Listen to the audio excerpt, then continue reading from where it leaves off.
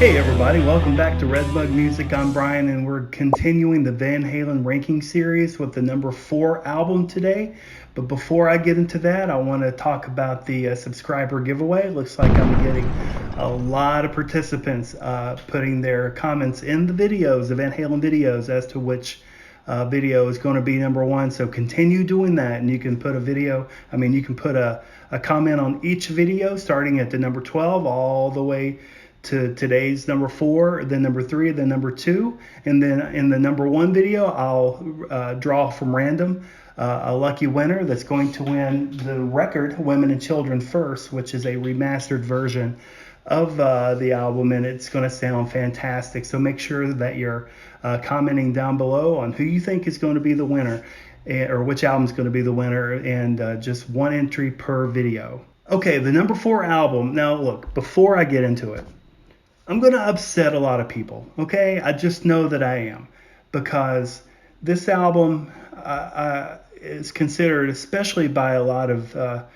old-time, Van Halen fans from the 70s and very early 80s. This is a very cherished album, and trust me, I love this album also. I keep wanting to compare it to... I feel like this is like the Rocky Horror Picture Show of Van Halen albums, but it doesn't really do it justice, because Rocky Horror Picture Show is actually bad, but which makes it really freaking good. So it's not really fair, because this album is really freaking good. It's just not really known by your average Van Halen fan, especially the people that came around at 1984 and 5150, 0812, and then on after that. A lot of the older fans knew about this album, and they're very fond of it. And I did a poll on one of my Van Halen groups on Facebook, which album should be number 1, and I only listed a few. I listed their debut album. The 1984 was left. I listed 5150, and I listed this one, and I think maybe a couple more. And by a large margin, everybody said this one, which I'm not buying it. It's just, I don't agree. I do think it's amazing, and I am glad this album exists. But this is not the best album, and by the end of the of the description of each song, you'll see why. So make sure you stay tuned and listen to what I say about each song, because it matters on where it ranked. So let's get into it.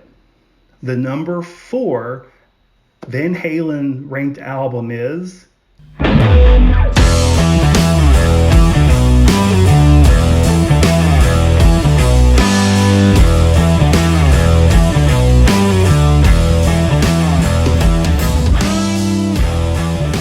Fair Warning.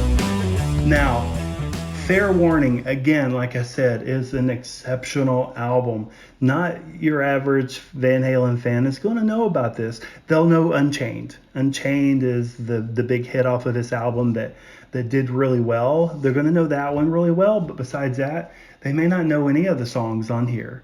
So I made some notes like I did last time, what I thought about the album, and let's get into that. All right, Fair Warning. Now, it came out in 1981. It's their fourth album that they released. It was the debut album, Van Halen 2, then Women and Children First, and then Fair Warning. Now, if you remember me saying, if you don't, go back and check it out, but I'll describe it here as well.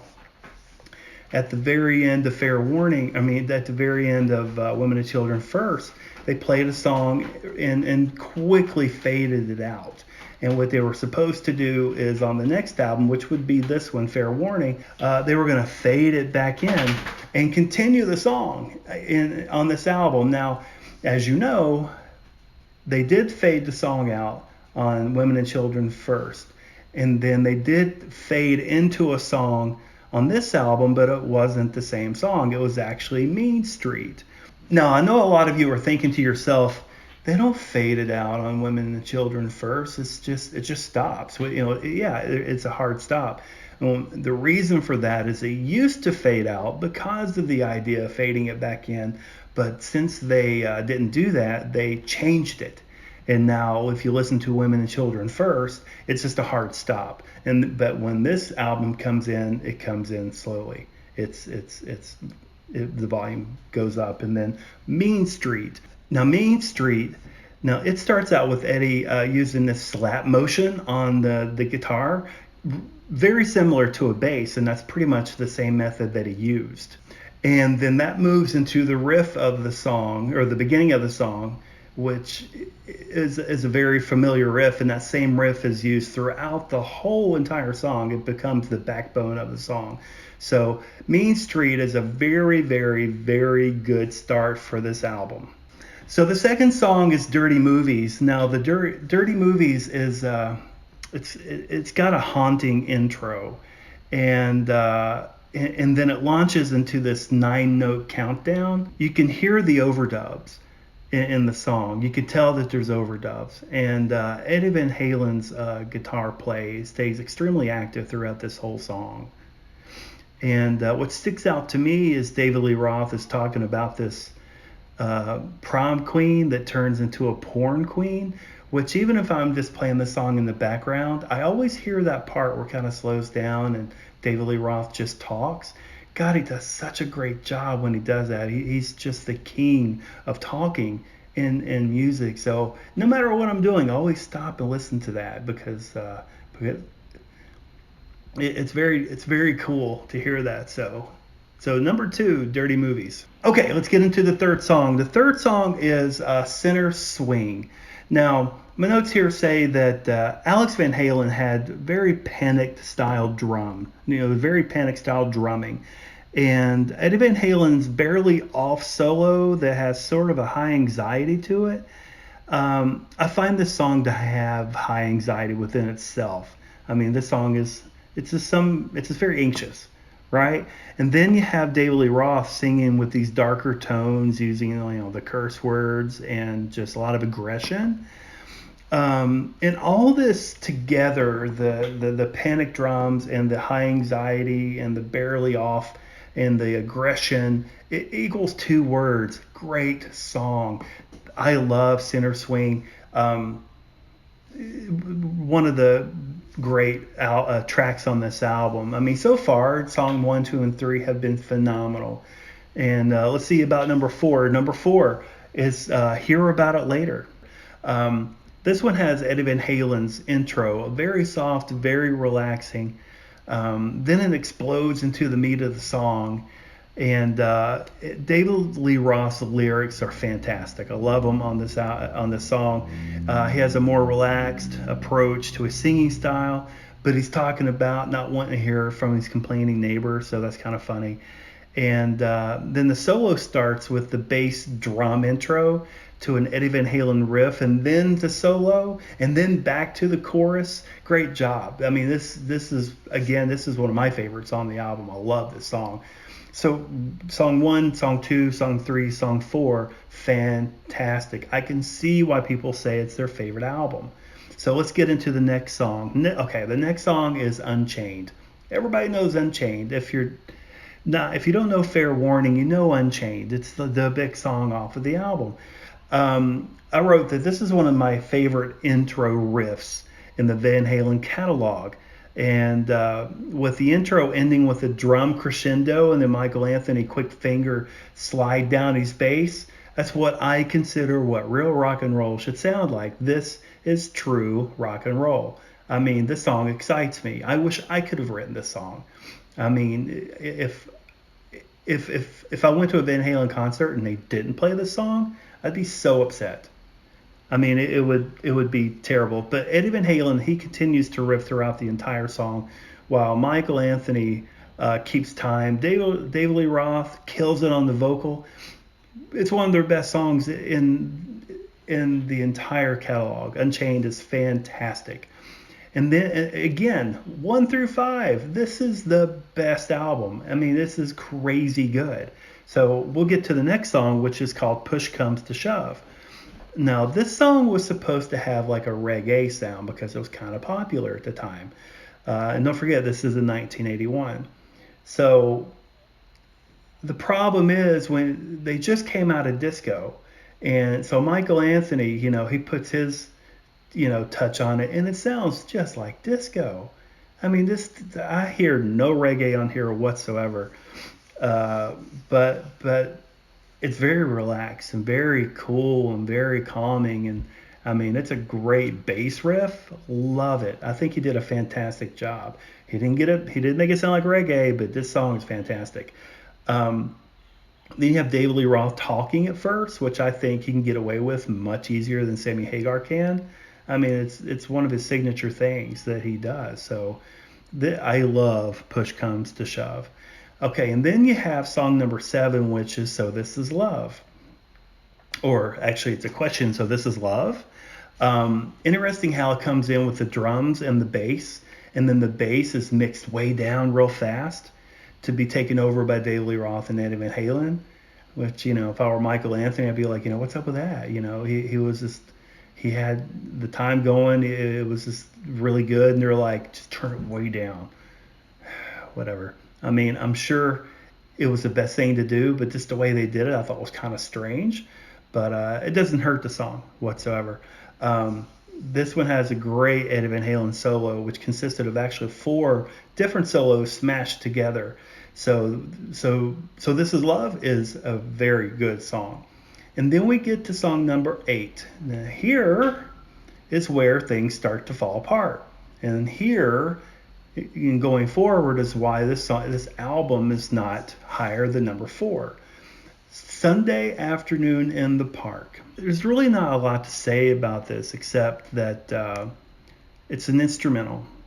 And Eddie Van Halen used a cheap Electro Harmonix micro synthesizer to create that sound. And it's definitely adding to the album's darkness. And they kind of describe this particular sound. It almost sounds like it's in slow motion, but it's just the way it sounds. It kind of, they said like it was like a creature coming out of the swamp, so it just had this dark and dirty. I mean, it just wasn't really meant to be uplifting or exciting or anything like that. It wasn't great. It was just kind of weird. I like the song. I'm glad that it's on here, but I don't think it really helps contribute to the album really well. And then you get to the 9th song, which really just sounds like the second half. It sounds like Sunday Afternoon in the Park is an intro to One Foot Out the Door. But the way they blend, the way Sunday Afternoon kind of fades out and then One Foot fades in, they don't really blend well. They just kind of overlap them. So, but it works okay because they're using that same, what did I call it? That micro synthesizer. They use that same synthesizer to continue on with this song. But then Eddie Van Halen knocks out one last solo for the album, and really to me it was just a lot more darkness. I don't really think it was David Lee Roth's best sung song. I just didn't like it.